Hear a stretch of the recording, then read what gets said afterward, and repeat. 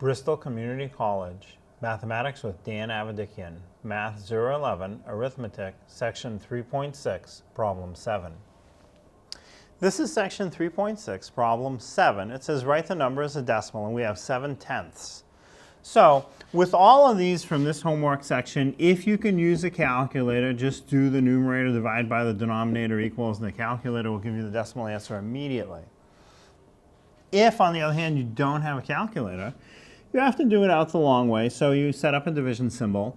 The numerator goes under the division symbol. The denominator goes in front of the division symbol, and do 10 divided into 7.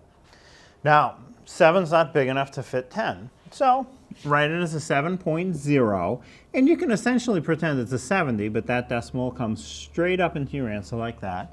And now 10 divides into 70 evenly. It goes in nice, goes in 7 times. 7 times 10 is 70. And now when you subtract, the remainder 0, so it went in exactly. So the answer is 0.7, and some people prefer to write the 0 in front of it when you have a decimal, so 0.7. Other people prefer to just put the decimal and just 0.7. Either way.